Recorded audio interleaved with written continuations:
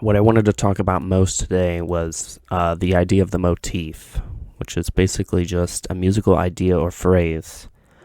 And most songs have motifs. I don't know of a song that doesn't have a motif, but there's a certain motif in movies and games and operas, shows, many other formats it comes in, but it's called the dies irae.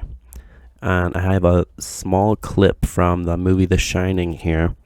Hopefully I don't get demonetized, but the very first piece of music that plays is this. I'll just play. It's 4 notes.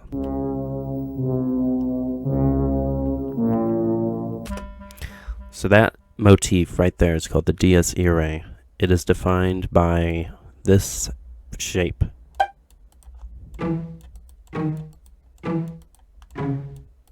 That's what it is. That motif, or that musical idea, can be heard in Nightmare Before Christmas, the movie The Shining, as I just showed, and many, many other films and pieces of media that contain death as one of their themes.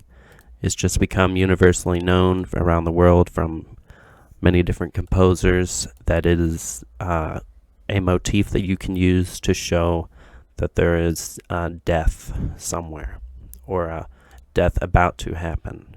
I'm just checking the time. All right, 2 minutes in. So now I wanna talk about the song that I wrote for Lianthus now, the Light World theme.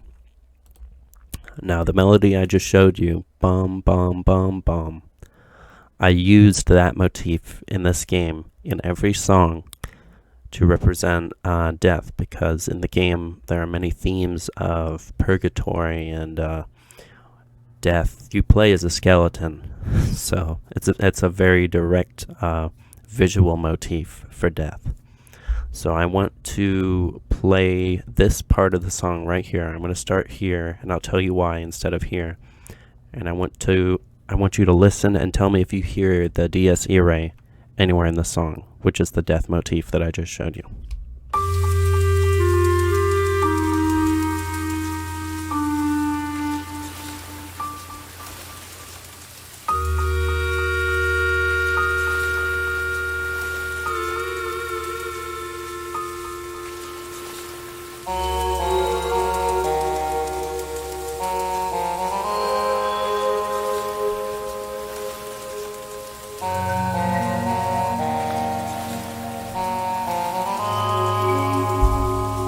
Okay, so you might have already guessed, but the dies irae plays right here.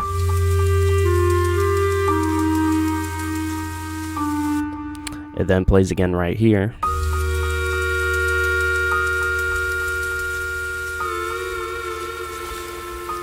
Although more subtly, you still have this shape right here of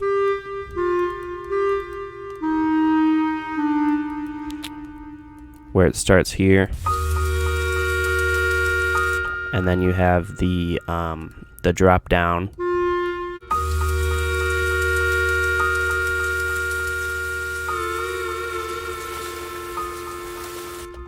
which is only partially finishing the phrase, but it's still a nod to the motif or the dies irae. Now over here it is blatantly used. You can hear much clearer.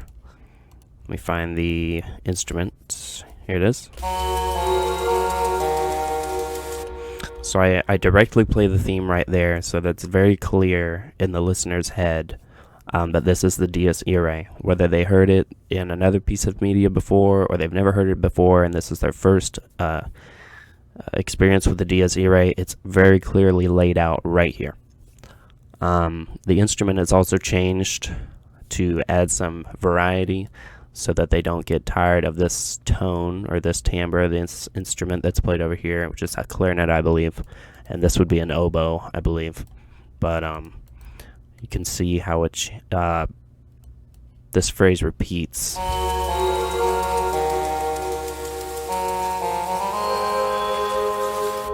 So my variation on the theme are these 3 notes, in a way. So the original is just that. That's what you hear in The Shining. That's what you hear in Nightmare Before Christmas. And then in those movies, they expand upon that. And this is how I chose to expand upon it. So from right here to right here, it's just like this. But then this is where I change it. And then I have some harmonies. Or a harmony, I have a nice, I have a chord playing over that. I'm trying to find what instrument it is.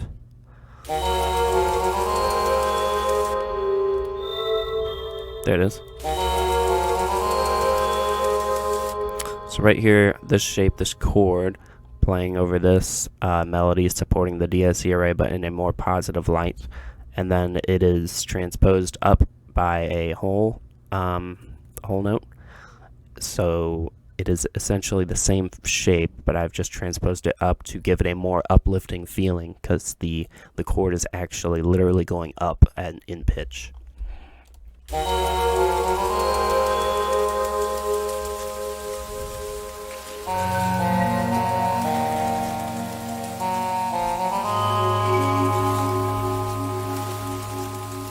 So for this part, I have a piano.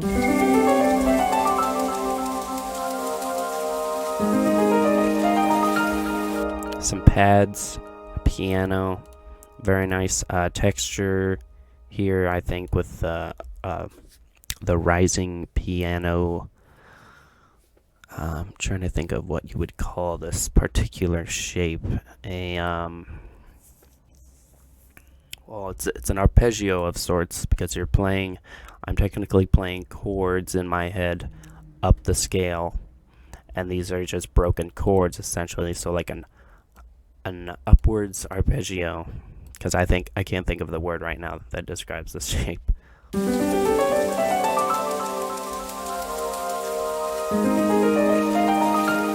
you can see how the piano is outlining the current chord that I have with the pads.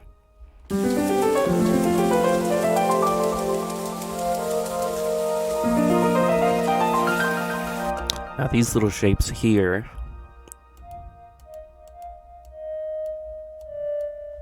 this is the DS Irae again, but I'm just using it in a different way. Bum, bum, bum. And then over here it finishes the phrase bum, bum, bum, bum. And then it lowers down a half step here, like I have it doing at the beginning of this.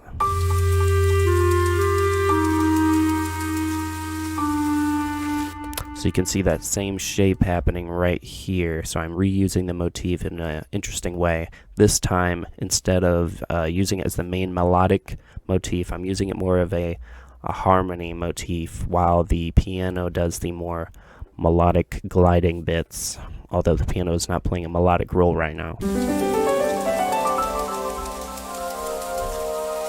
And then this part continues until the end, in which it loops.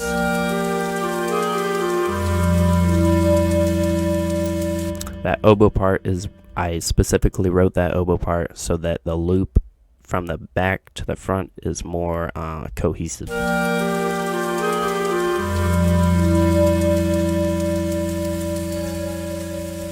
The song starts out with this weird, very open chord that has, it's technically a chord, I guess. I don't know what name the chord would have, but I'm sure if I took these and I transposed them down, I could find a name for this chord. But you can see it's very dissonant, and that was the idea, but I didn't want it too dissonant. So what I did was I stretched it out above the octaves so that when you hear it, it's dissonant, but it is not so dissonant that it sounds like a mess like this would. That is why I spread them out like that. So if you're having trouble with your chords, or they're sounding a little too dissonant or too packed in, this could be very helpful. So let's say you have this chord and it's sounding a little too dissonant. What you could do, you could just transpose this either down or up an octave, like that. Or you could do this until you found a certain shape that you like. It's still the same chord though, as you can see, because the notes aren't changing. They're just going into different octaves. So although these are the same chords that I'm playing right here, they are a different arrangement of the notes into the chord, if you will. So that's the basic rundown of the track. How much time do we have left? Alright, we're on 11 minutes, so perfect. That about wraps it up. That's all. I covered everything I wanted to talk about. The DS Irae from The Shining, Nightmare Before Christmas, and I use it in this entire soundtrack.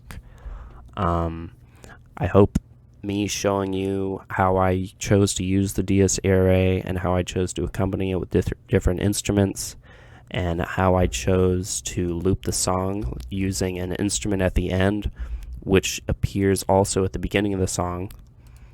So you play a phrase that then bleeds into the front. So it makes the loop more convincing if you have something that carries from the back of the song to the front of the song. Alright, I hope you guys enjoyed this. Thank you, and please leave a like and subscribe. I would love to hear any suggestions or comments about this video, and I'll see you guys in the next one. Thank you.